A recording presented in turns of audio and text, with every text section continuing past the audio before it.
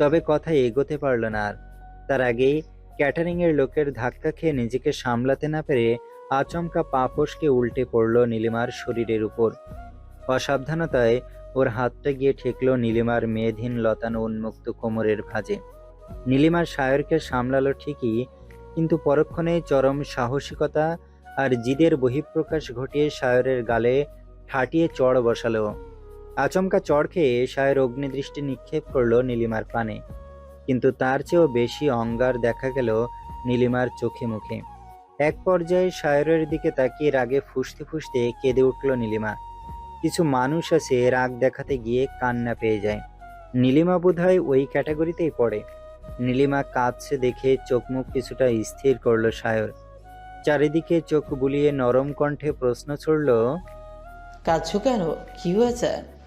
Sorry, এটা ইচ্ছে করা হয়নি। আমি ইচ্ছে করে তোমার ওখানে।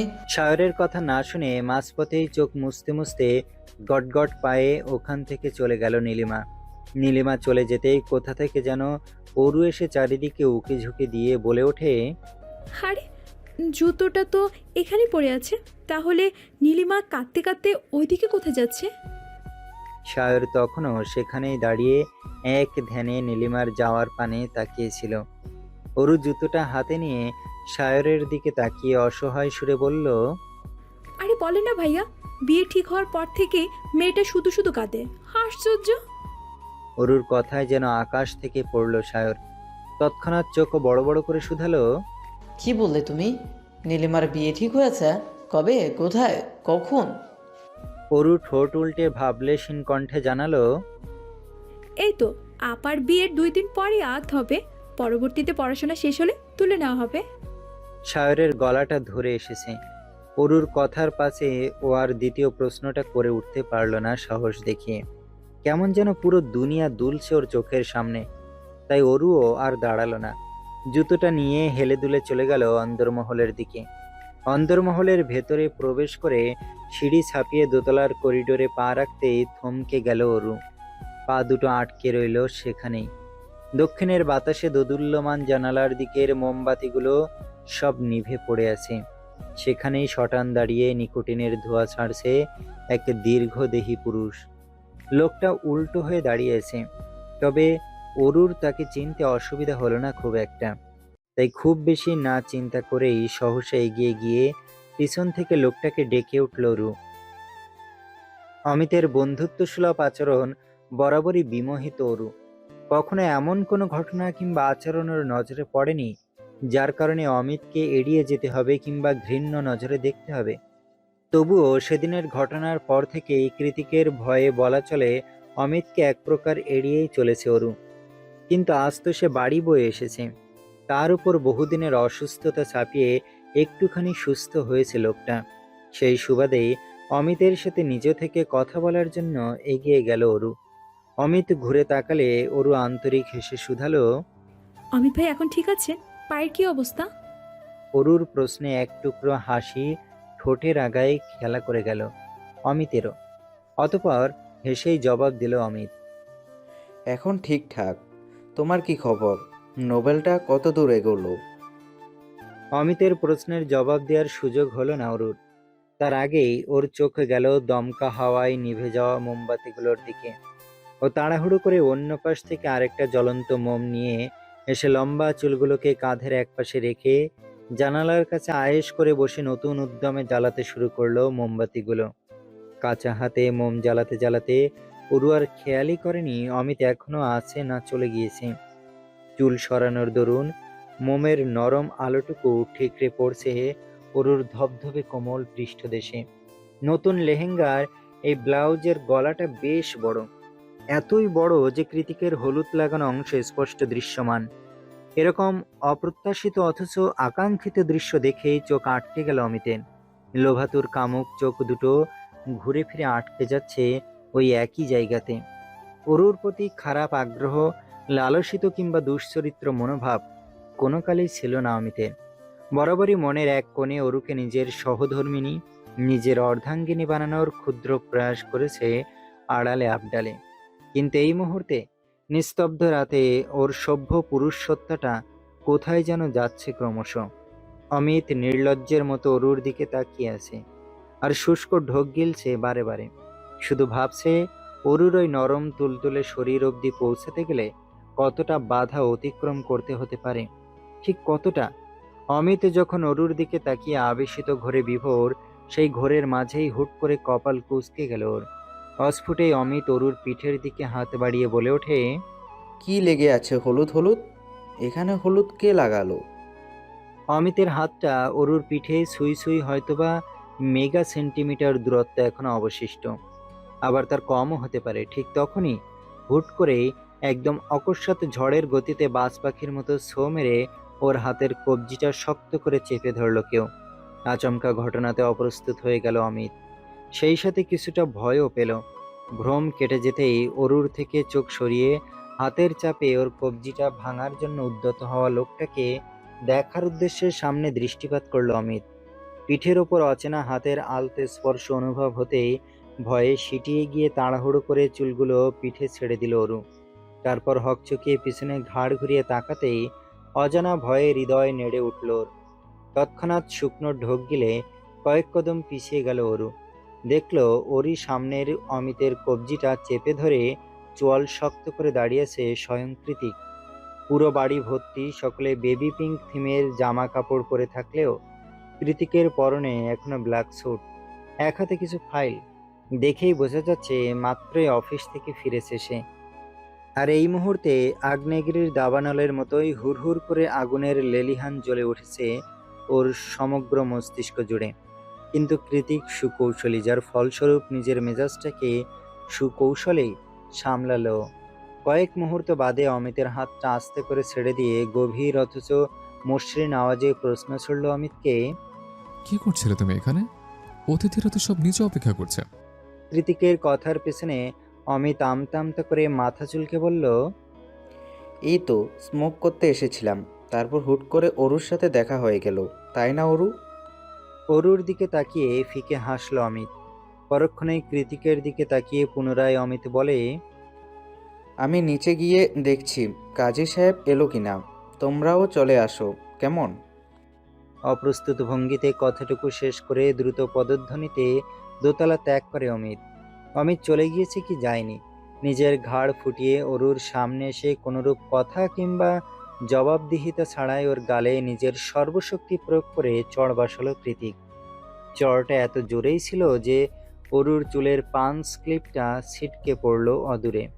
থাপ্পড় খেয়ে গালে হাত দিয়ে কাপা গলায় কাইকুই করে অরু বলে,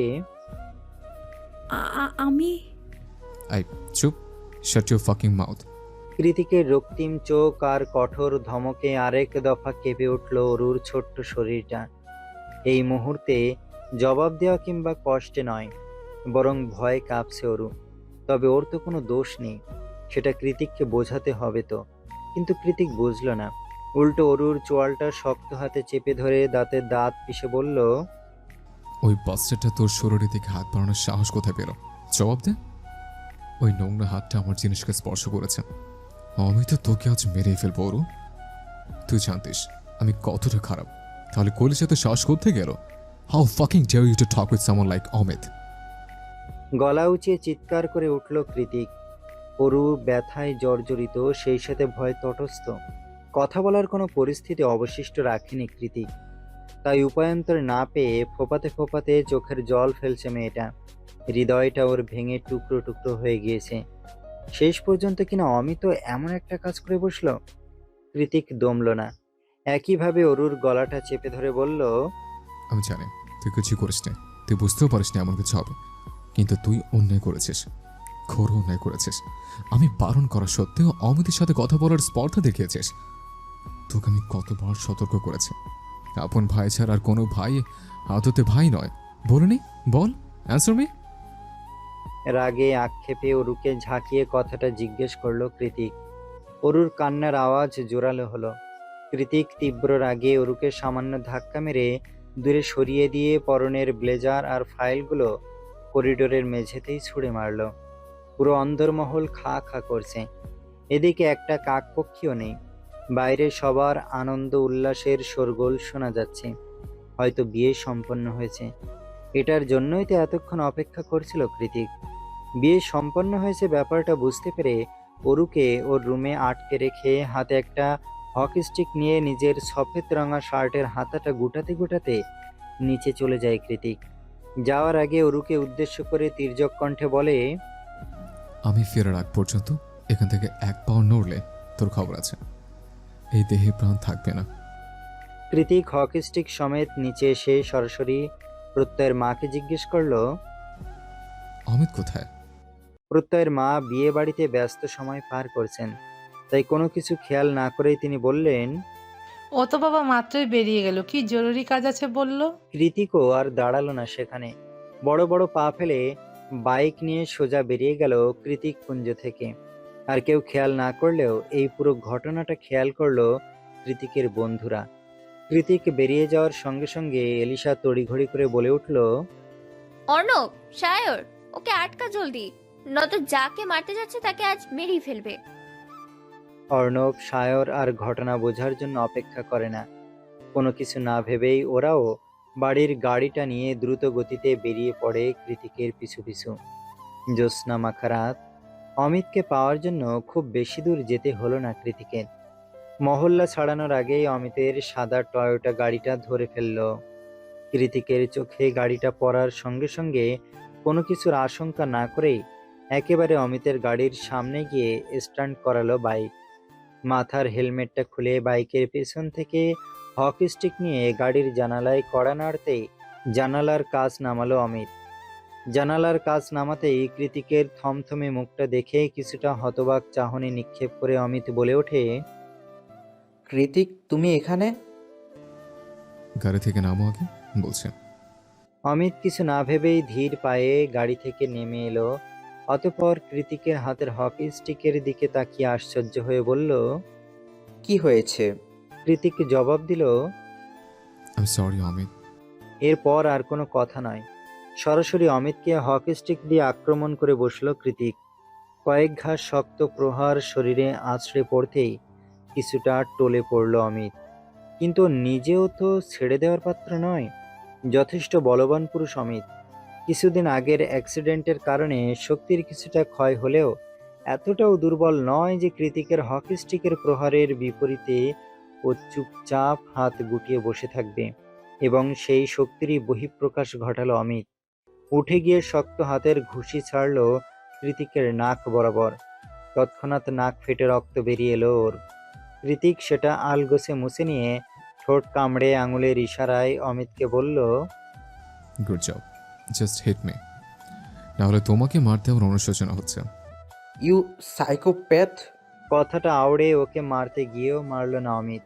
থেমে গিয়ে উল্টো চিল্লিয়ে উঠে বলল, কেন মারছো তাহলে? কিসের শত্রুতা আমার সাথে তোমার? কৃতিক অমিতকে পুনরায় হকি স্টিক দিয়ে মারতে মারতে বলল, আই এম সরি, বাট তুমি খুব বড় মিস্টেক করে ফেলেছ। জানতে চাও সেটা কি? অমিতের শরীর ফেটে রক্ত বেরোচ্ছে, তবুও চোখে মুখে একরাশ কৌতূহল নিয়ে কৃতিকের পানে চাইল অমিত। কৃতিক চোয়াল শক্ত করে বলল, আজ যে মেয়েটার দিকে তুমি নোংরা চোখ দিয়েছিলে, যার শরীরে লালচে করে হাত বাড়িয়েছিলে, ওই মেয়েটা আমার বিয়ে করা বউ, আমার সম্পত্তি, আমার heartbeat, even she is my everything bastard. কৃতিকের কথা শুনে চমকে ওঠে অমিত। এই তাহলে কৃতিকের রাগের কারণ? কিন্তু এটা কি করে সম্ভব? অমিতের জানা মতে অরুর মা কৃতিকেরও সৎ মা, তাহলে সৎ বোন কি করে বউ হয়? OMG, it's a huge blunder. কিন্তু এখন কৃতিক নিশ্চয়ই এত বড় ভুলের জন্য অমিতকে ছেড়ে দেবে না। অমিত চুপচাপ শুষ্ক ঢোক গিলছে দেখে কৃতিক পুনরায় বলে, আগের বার সতর্কবার্তা দিয়েও শুধু গাড়ি অ্যাক্সিডেন্ট করে ছেড়ে দিয়েছিলাম, তারপরে ক্রমাগত একই ভুল করে গিয়েছো তুমি। কৃতিকের শেষ কথাটা শোনা মাত্র অমিত হতবিহ্বল হয়ে পড়ে। মনে মনে ভাবে, আগেরবারও অরুর ব্যাপারে কথা বলে যাওয়ার সময়ই অনাকাঙ্ক্ষিত দুর্ঘটনার শিকার হতে হয়েছিল ওকে। আর এখনো নিজের কথা শেষ করে কৃতিক পুনরায় অমিতকে হকি স্টিক দিয়ে প্রহার করতে যাবে, ঠিক তখনই কোথা থেকে যেন ছুটে এসে সায়র, অর্ণব দুজন মিলে তাড়াহুড়ো করে ধরে ফেলল হকি স্টিকটা। সেই সাথে সামলাতে ব্যস্ত হয়ে পড়ল উগ্র মেজাজি কৃতিককেও। অন্দরমহল এখনো নিস্তব্ধ, কারো কোনো সাড়া শব্দ নেই। হয়তো এখনো সবাই বাইরে স্টেজের ওখানে বর কনে নিয়ে মেতে আছে, অথচ অরু এখানে একা রুমে বসে বসে হাঁটুতে মুখ গুজে চোখের জল ফেলছে। লম্বা পরিপাটি চুলগুলো এলোমেলো হয়ে আছে, থাপ্পড়ের আঘাতে গালটা জ্বলে যাচ্ছে। মনে হচ্ছে হা করলেও ব্যথায় টনটন করে উঠছে। কৃতিকের মুখের আগেই হাত উঠে যায় শরীরে, যা অরু প্রচণ্ড ভয় পায়। ওই জন্যই তো সবসময় ওইসব কাজ এড়িয়ে চলে যেগুলো কৃতিকের অপছন্দ। কিন্তু আজ না চাইতেও সেই একই কাজ করলো। আর অমিত, যে মানুষটাকে অরু চোখ বন্ধ করে বিশ্বাস করলো, ভাইয়ের মতো ভরসা করলো, এমনকি কৃতিকের সাথে পর্যন্ত যাকে নিয়ে তর্ক করলো, সে কিনা এভাবে সুযোগ নেওয়ার চেষ্টা করলো। ছি, ভাবলেই গা ঘিন ঘিন করে উঠছে অরুণ। কাঁদতে কাঁদতে মাথাটা ধরে এসেছে ওর। একটু ঘুমাতে পারলে ভালো হতো। তার উপর নিচে আপা কি করছে কে জানে। অরুর মস্তিষ্কে প্রবাহমান হাজারো ভাবনার ছেদ ঘটল কৃতিকের আগমনে। কৃতিক রুমে প্রবেশ করতেই ঝকঝকে লাইটের আলোয় অরু দেখল ওর নাকে মুখে রক্ত লেগে আছে। নিজের স্বামীর এহেন অবস্থা দেখে অরু উদ্বিগ্ন হলো বটে, কিন্তু মুখ ফুটে কিছুই জিজ্ঞেস করল না। তীব্র অভিমানে কৃতিক কোনো কিছু জিজ্ঞেস করার ফুসরতও দিল না।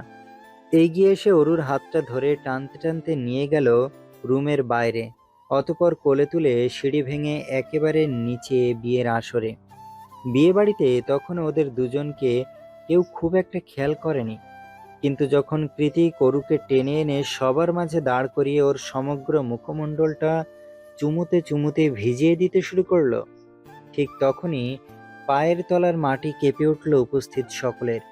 ছোট বড় সবাই উপস্থিত এখানে, অথচ সবার মাঝখানে দাঁড়িয়ে দ্য গ্রেট অসভ্য খ্যাত জায়ান কৃতিক অরুর সমস্ত মুখে টুকরো টুকরো চুমু খেয়ে তবেই থামল।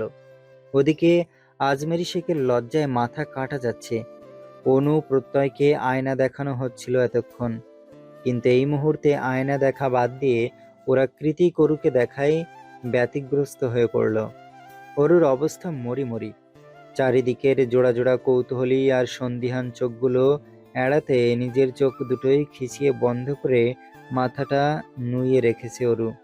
কৃতিক প্রথমে অরুর আঙুলের ভাঁজে আঙুল ঢুকালো, তারপর শক্ত গলায় বলল, মাথা উঁচু করো অরু, রাইট নাও। চারিপাশে সকলে এখনো কিংকর্তব্য বিমূঢ়। তা দেখে কৃতিক সবার উদ্দেশ্যে বলে ওঠে, Everyone, attention please. For your kind information, it's the biggest mistake যে আমি সবাইকে জানিয়ে ধুমধাম করে বিয়ে করতে পারিনি। But I'm not single anymore. I have a wife. আর এখন এই মুহূর্তে আমি সবাইকে জানাচ্ছি, আমার পাশে যে মেয়েটা দাঁড়িয়ে আছে সে আমার বিবাহিতা স্ত্রী মিসেস জায়ান কৃতিক চৌধুরী। হ্যাঁ জানি এখন অনেকের মনে অনেক প্রশ্ন রয়ে গিয়েছে, যে আমি সেটাও ক্লিয়ার করছি। আমার স্ত্রী আমাদের সৎ মায়ের আগের পক্ষের সন্তান, এবং আমি জেনে শুনে তাকে বিয়ে করেছি। উই আর হ্যাপিলি ম্যারিড নাও। আশা করছি আমাদের সম্পর্ক নিয়ে কারোর মাঝে আর কোনো সন্দেহ কিংবা জটিলতা নেই এখন। যদি থেকে থাকে তাহলে আমার কিচ্ছু চাই আসে না, কারণ যে কে কখনো সোসাইটির ধার ধারে না, নেভার এভার। এক নাগাড়ে কথা শেষ করে গলা কিছুটা খাদে নামিয়ে কৃতিক পুনরায় বলে, thanks for your valuable time guys.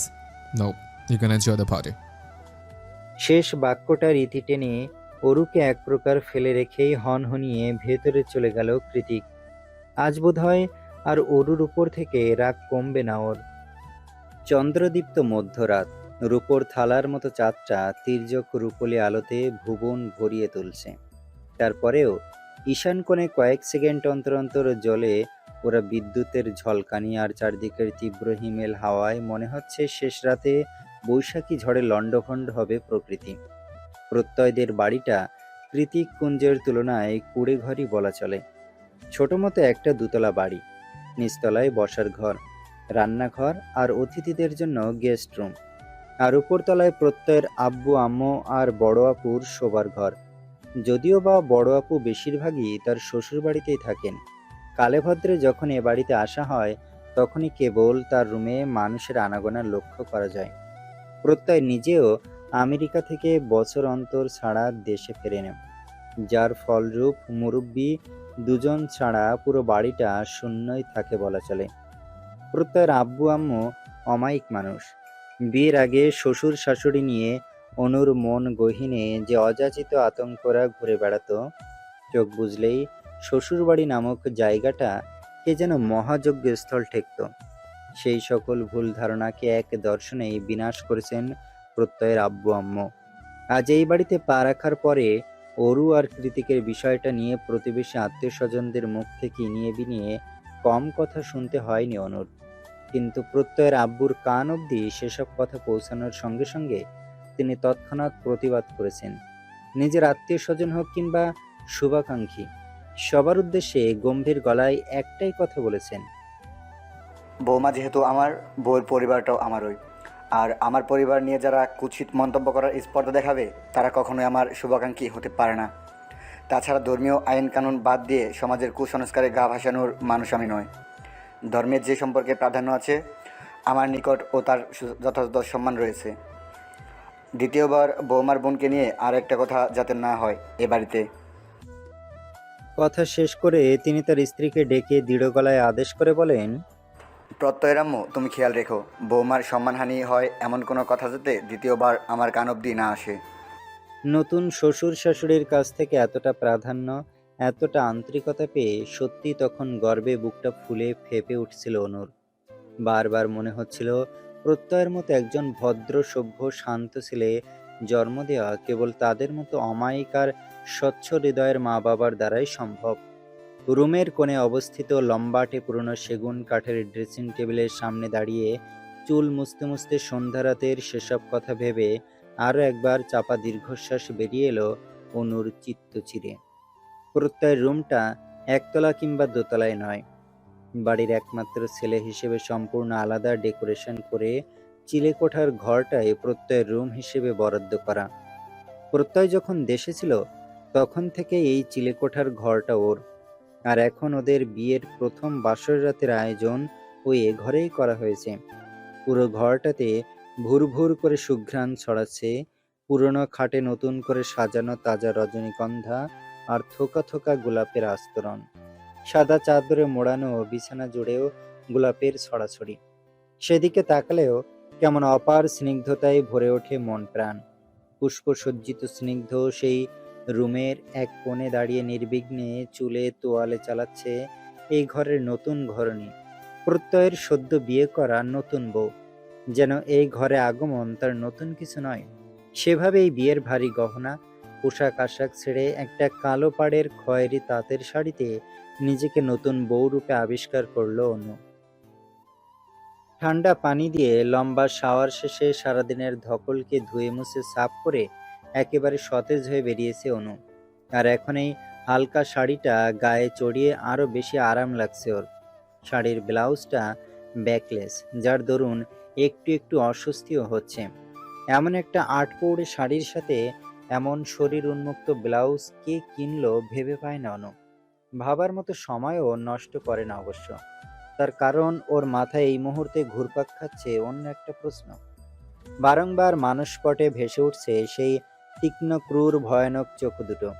অনুর মনে আছে ছোটবেলায় এই চোখ দুটোকে ভীষণ ভয় পেত, আর এখনো পায়। কিন্তু হঠাৎ করে এতগুলো বছর পর কোথা থেকে উদয় হলো সেই মানব? কেনই বা ফিরে এলো ওদের শান্তশিষ্ট নিরিবিলি জীবনে? ওদের জীবনে তো মানুষটার আর কোনো অস্তিত্ব নেই। তাহলে আজকের দিনেই কেন এভাবে দেখা দিল সে? এটা কি কেবলই অনুর মতিভ্রম নাকি অন্য কিছু? অনুর ভাবনার জগতের পর্দা টেনে যায় প্রত্যয়ের আগমনে। প্রত্যয় একটু অন্যমনস্ক হয়েই রুমে প্রবেশ করে। আত্মীয় স্বজনদের অধিকাংশই কর্মজীবী হওয়াতে যে যার মতো ফিরে গিয়েছে সবাই। বাড়িতে আপাতত আপু আর তার হাজবেন্ড ছাড়া আর তেমন কেউ রয়ে যায়নি। সবাইকে এক এক করে বিদায় দিতে দিতেই রুমে আসতে এত রাত হয়ে গেল প্রত্যয়ের। তার উপর কৃতিক কল করেছে, কয়েক ঘন্টার জন্য হলেও কাল অফিসে যেতে হবে ওকে। শেয়ার হোল্ডারদের সাথে ইম্পর্টেন্ট মিটিং রয়েছে। তার চেয়েও বেশি চিন্তার বিষয় হলো কাল জামাই শাশুড়ি একই সাথে নিজেদের প্রজেক্ট লঞ্চ করবে।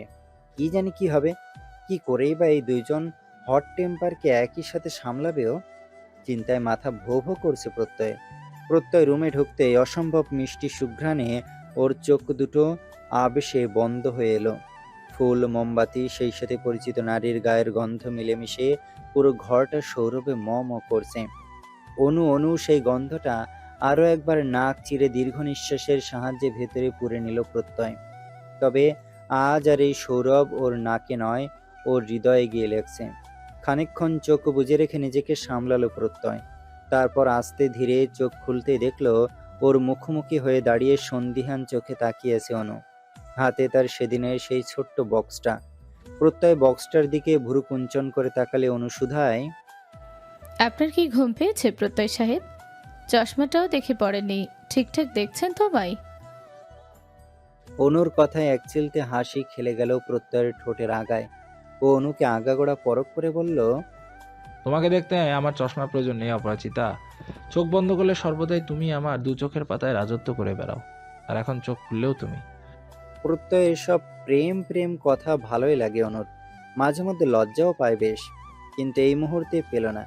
উল্টো প্রত্যয়ের কথাকে দু আনা প্রশ্রয় না দিয়েই হাত বাড়িয়ে বক্সটা দেখিয়ে সোজা সাপটা জিজ্ঞেস করে, বিয়ে হয়ে গিয়েছে, আজ প্রথম রাত। তাহলে এবার বলুন কি আছে এতে? আমি আর পারছি না চুপ হয়ে থাকতে, কৌতূহলে মাথাটা কিরবির করছে আমার। প্রত্যয় এবারও অনুকে মসৃণ হাসি ফেরত দিয়ে বলে, প্রথম রাতে স্বামীকে সালাম না করে উপহার দেখতে চাইছো? ইটস নট ফেয়ার অনু।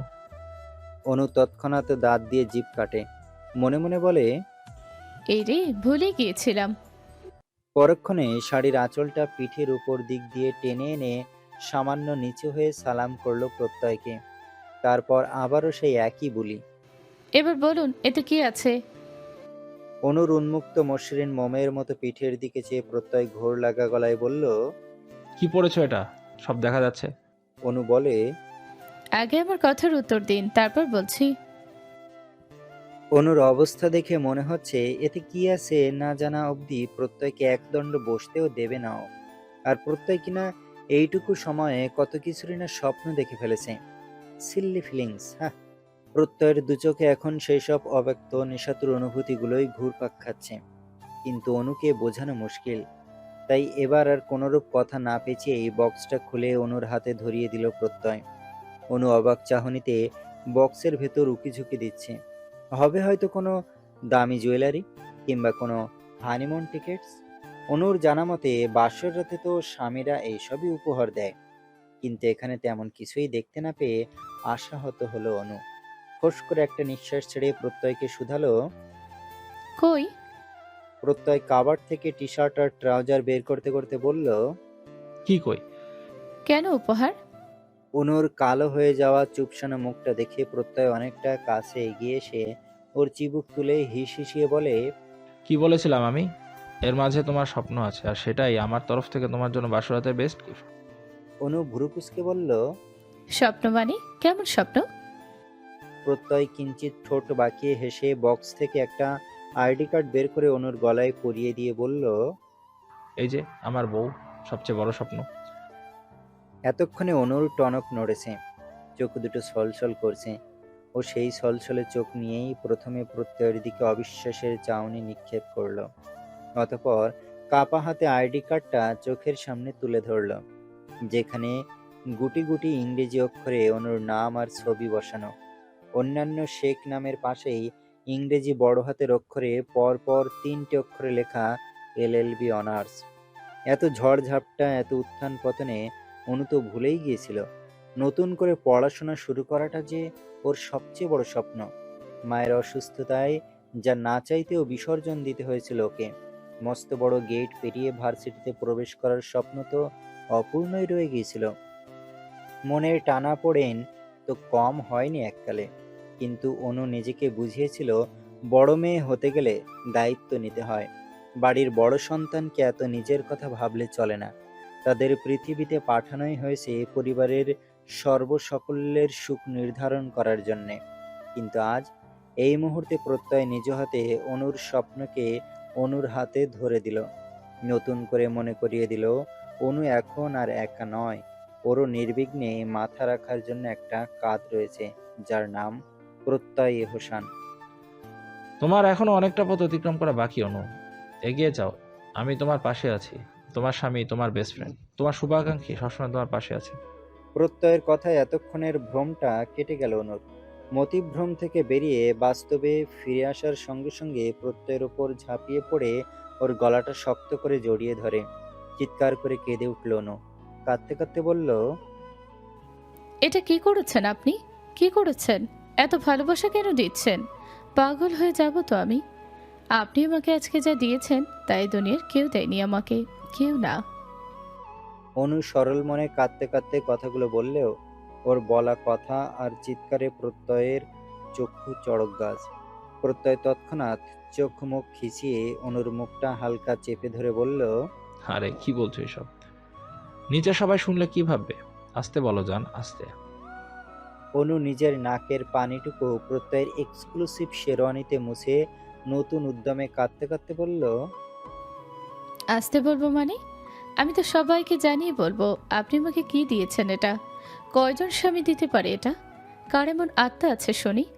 কয়জন স্বামী পারে বিয়ের প্রথম রাতে বউকে এতটা ভালোবাসা দিতে বলুন? তারপর আবারও কান্নার আওয়াজ। প্রত্যয়দের ঠিক নিচের রুমটাই ওর আপু দুলাভাইয়ের রুম। অনুর এমন কান্নাকাটির আহাজারি শুনে প্রত্যয়ের দুলাভাই আপুকে উদ্দেশ্য করে গম্ভীর গলায় বললেন, তোমার ভাইয়ের একটু সংযত হওয়া উচিত ছিল অন্তর। আম্মু, মেয়েটার নিশ্চয় খুব কষ্ট হচ্ছে, এত কান্নাকাটি করছে। বিয়ের প্রথম রাতেই এইভাবে পশুর মতো আচরণ কেউ করে? স্বামীর কথাকে মুখ বাঁকিয়ে অগ্রাহ্য করে প্রত্যয়ের আপু ঝাঁঝিয়ে বলে উঠল, নিজে কি করেছিলে সে কথা ভুলে গিয়েছো?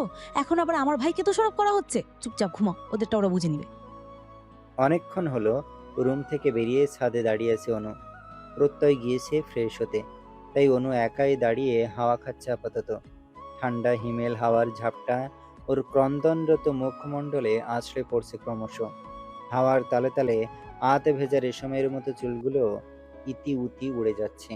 বাড়ির সামনের আঙিনায় জ্বলতে থাকা মরিচ বাতির রোশনায় এ ছাদটাও আলোকিত। আকাশের উজ্জ্বল হাসি হাসি চাঁদখানা এতক্ষণে মেঘের আড়ালে ঢাকা পড়েছে। কালো মেঘের গা থেকে খসে খসে পড়ছে ঝিরিঝিরি বৃষ্টি। বাতাসের তোপে সেই ঝিরিঝিরি বৃষ্টি খুব একটা গায়ে লাগছে না যদিও। বৃষ্টি ঝরা ফুটো আকাশের দিকে তাকিয়ে অনু আজ তৃপ্তির ঢেকুর তুলছে। ভীষণ তৃপ্তিতে অজানা তারকারাজিদের উদ্দেশ্যে মনটা বারবার চিৎকার দিয়ে বলতে চাইছে, শুনছো তোমরা? পৃথিবীটা এতটাও খারাপ নয়, শুধু বদলে দেওয়ার জন্য একটা মানুষ প্রয়োজন, এই যা। অনু যখন অদূরে আকাশ পানে চেয়ে মনের খুশিতে মন দিয়েই চিৎকার করছিল, ঠিক সেই মুহূর্তে নিজের উন্মুক্ত বাঁকানো কোমরের খাজে শীতল দুটো হাতের স্পর্শে শিরশির করে উঠল অনুর সর্বাঙ্গ। একটু কেঁপে উঠে অনু পিছনে ঘুরবে, তার ফুরসত দিল না প্রত্যয়, বরং আরো শক্ত করে ওর কোমরটা চেপে ধরে নিজের সাথে মিশিয়ে দাঁড় করালো অনুকে। তারপর ওর কাঁধে চিবুক ঠেকিয়ে বলল, তোমার ইমোশনের পাল্লায় পড়ে রাত তো শেষ হয়ে যাচ্ছে ম্যাডাম, এবার একটু ইমোশনটাকে সামলাও, আমি যে বেসামা। অনু সাদা মনে বলল, রাত তো শেষ হবেই, রাত না শেষ হলে দিনের আলো ফুটবে কি করে শুনি? প্রত্যয় অনুর কাঁধে টুকরো চুমু খেয়ে ভারী নিঃশ্বাস ছেড়ে বলল, আজকে রাতটা যে আমাদের বহু আকাঙ্ক্ষিত রাত জানো। থাকো না একটু বেশি সময় ধরে, এই আধারটুকু ক্ষতি কি? অনু নির্বাক। প্রত্যয়ের অবাধ্য স্পর্শে ওর গলা জড়িয়ে আসছে। শরীরের তোরণে তোরণে বয়ে যাচ্ছে শিহরণ জাগানো নাম না জানা এক সাইক্লোন। ও খুব করে চাইছে প্রত্যয়ের হাত দুটোকে স্থির রাখতে, কিন্তু পারছে না। প্রত্যয়ের হাত দুটো অবাধে বিচরণ করছে অনুর সমস্তটা জুড়ে।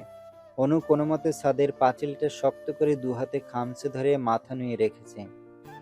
প্রত্যয় দুচোখ বুজে অনুর ঘাড়ে মুখ ডুবিয়ে দিতেই এক পর্যায়ে তীব্র সংকোচে ঘুরে দাঁড়িয়ে প্রত্যয়ের বুকেই মুখ লুকালো অনু। প্রত্যয়ের বোধহয় আজ এসব লজ্জাটজ্জা পছন্দ হচ্ছে না, তাই অনুকে খুব একটা আশকারা না দিয়ে ওর ঠোঁটের ভাঁজে নিঃসংকোচে নিজের আধিপত্য বিস্তার করলো প্রত্যয়। এরপর সেভাবেই অনুকে কোলে তুলে নিয়ে পায়ে পায়ে এগিয়ে গেল ওদের সাজানো গোছানো চিলেকোঠার ঘরের দিকে। অনু বেশ কসরত করে প্রত্যয়ের ঠোঁট দুটো থেকে ছাড়া পেয়ে অস্ফুটে শুধালো, কোথাও নিয়ে যাচ্ছেন? প্রত্যয় দ্রুত গতিতে পুনরায় অনুর অধর যুগলে অধর ডুবিয়ে হিস হিসিয়ে জবাব দিল, তোমার লজ্জা ভাঙাতে। শেষ রাতের তীব্র বর্ষণে চারিদিক কর্দমাক্ত। আজকেও আবহাওয়া বেশ শীতল। হয়তোবা এই বর্ষা বর্ষা আবহাওয়াটা এবার বেশ কয়েকদিন দীর্ঘস্থায়ী হবে। স্টেট আমেরিকার মতো দেশ থেকে ফিরে পুরান ঢাকার এই ভাঙাচোরা পিচঢালা রাস্তা ধরে হাঁটতে বেশ বেগ পেতে হচ্ছে সায়রের। সঞ্চার শিপ থেকে পাওয়া পায়ের লাল সবুজ ট্যাগ লাগানো গুচ্ছি ব্র্যান্ডের জুতোটাও কাদায় মাখামাখি, যা দেখে এই মুহূর্তে এই কাদায় বসেই ঠোঁট ফুলিয়ে কাঁদতে ইচ্ছে করছে সায়রের। চিপাগলি নিবাসী ওই ঝাঁঝওয়ালা মেয়েটাকে কান ধরে টেনে এনে এসব দেখিয়ে বলতে ইচ্ছে করছে, দেখ রাগিনীর বাচ্চা, দেখ তোর জন্য আমার লেটেস্ট ব্র্যান্ডের জুতোটার মানিজ্যত কাদায় ডুবে গড়াগড়ি খাচ্ছে, তবুও রাগ দেখাবি? কথায় কথায় মুখ ঝামটি দিবি? কিসের এত তেজ তোর? এইটুকুনি চুনোপুটির মতো শরীর আবার আমাকে তেজ দেখায়? এক মনে হাঁটতে হাঁটতে কখন যে চিপাগলি নিবাসী সেই রাগিনীর বাড়ির সামনে সেই থামলো তা টের পায়নি সায়র নিজেও। যখন গন্তব্য যখন এখানেই, তাহলে জানা অজানা দিয়ে কি বা আসে যায়? সায়রেরও যায় আসলো না। ও আজ আর উকি ঝুঁকিও দিল না। অনেকটা নিশ্চিত হয়েই হাঁটি হাঁটি পা করে এগিয়ে গিয়ে বাইরের সিঁড়ি বেয়ে তরতরিয়ে উঠে গেল নীলিমাদের শ্যাওলা পড়া ছাদে। আজকে আর নীলিমা নাচ করছে না। ঘুঙুর সমেত ছাদে এলেও সেগুলো আপাতত অযত্নে ছাদের এক কোণায় মুখ থুবড়ে পড়ে আছে। আর নীলিমা ছাদের পাঁচিলে কনুই দিয়ে ভর করে দুহাত কপালে ঠেকিয়ে রেখেছে। দেখে মনে হচ্ছে কোনো এক অস্থির ভাবনায় বিভোর হয়ে আছে মেয়েটা। নীলিমা কি নিয়ে ভাবছে তা বোধগম্য হলো না সায়রের। তাই ও পিছন থেকে আচমকা ডেকে উঠে নরম গলায় বলল, নাচবে না আজ আর? আমি তো দেখতে এলাম। নীলিমা চমকে উঠল না, তড়িঘড়ি করে পেছনেও চাইল না। ভাবটা এমন যেন ও সায়রের উপস্থিতি টের পেয়েছে। বাতাসের সাথে ভাসমান সায়র গন্ধটা নীলিমা বুঝতে পেরেছে। আদতে তেমন কিছু কিনা কে জানে। তবে নীলিমা আপাতত আস্তে ধীরে ঘুরে ঘুরে তাকিয়ে চোয়ালটা শক্ত করে সায়রকে বলে ওঠে, কে চাই? আবার কেন এসেছেন? সায়রের গায়ে লাগলো না নীলিমার চরম তিক্ত কথাগুলো। ওর এতদিনে বোঝা হয়ে গেছে অর্ণব কেন এত নির্লজ্জ। সায়র নিজেও এই মুহূর্তে অর্ণবের পন্থাটাই অবলম্বন করল। নীলিমার কথাতে ভ্রুক্ষেপ না করে এগিয়ে গিয়ে নীলিমার সামনে দাঁড়িয়ে বুকের বাম পাশে হাত রাখল। তারপর কোনরূপ কপটতা না করেই কাতর কণ্ঠে বলল, কেন যেন সকাল থেকে বুকটা চলে যাচ্ছিল, অযথাই দম আটকে আসছিল, চোখ দুটো দারুণ তৃষ্ণার্ত। কেন যেন মন বলছিল তোমার দেখা পেলেই সব অসুখ এক নিমিষে সেরে যাবে, তাই সবার অগোচরেই তোমার কাছে ছুটে এসেছি নীলিমা। কেউ জানে না আমি এখানে। সায়র নিজের অভিব্যক্তি প্রকাশ করতে গিয়ে এই প্রথম নীলিমার নামটা উচ্চারণ করল, যা নীলিমাকে অবাক করে দিতে সক্ষম। নীলিমা অবাক হয়ে চট করে সায়রের চোখে চোখ রাখল। সায়র আবার বলে, চেয়ে দেখো, এখন আমি পুরোপুরি ফিট। আই থিঙ্ক আমার অসুস্থতার মুখ্য কারণটাই তুমি। তোমাকে বোধহয় আমার লাগবে। সায়রের কথায় নীলিমার কপালে সূক্ষ্ম চিন্তার ভাঁজ পড়ল। ও তৎক্ষণাৎ প্রশ্ন ছুড়ে শুধালো, লাগবে মানে? আমি কি জড়বস্তু নাকি? আর তাছাড়া আমার নীলিমার কথাকে মাঝপথে আটকে দিয়ে সায়র শান্ত চোখে তাকিয়ে দৃঢ় গলায় বলল, আমি বলেছি লাগবে, তার মানে লাগবে। তুমি আমাদের ফ্রেঞ্চ জোনটাকে যতটা শান্ত আর নিরিবিলি ভাবো, আমরা ততটাও সভ্য প্রজাতির নই। সব কটার ব্যাকগ্রাউন্ড উত্তপ্ত কয়লার মতোই দগ্ধ। খুব বেশি নাড়াচাড়া করতে এসো না, পুড়ে যাবে তাহলে। নীলিমা বুঝল না সায়রের কথার আগামাথা। তবে সায়র যে বেশ সাবলীল ভাষায় শান্ত স্বরে ওকে হুমকি দিয়েছে সেটা খুব ভালো মতোই ধরতে পেরেছে ও। এই মুহূর্তে কারো মুখে রা নেই। দুজনই দুজনার চোখের দিকে তাকিয়ে নীরবতা পালন করছে ওরা। হয়তোবা দুজন দুজনার চোখের ভাষা পড়ে ফেলার বৃথা চেষ্টা চালাচ্ছে। তবে ওদের এই দীর্ঘক্ষণের চোখাচোখির অবসান ঘটিয়ে হুট করেই ছাদে চলে আসে নীলিমার আব্বাজান তায়ের জামান।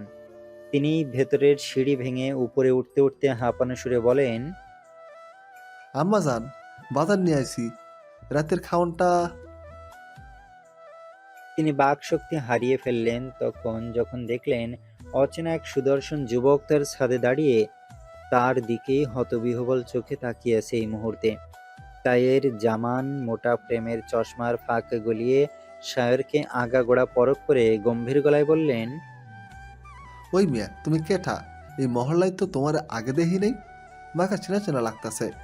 সায়র তাইয়ের জামানের কড়া গলার প্রশ্নে জবাব দেওয়ার আগে নীলিমার দিকে তাকিয়ে অবিশ্বাসের সুরে শুধালো,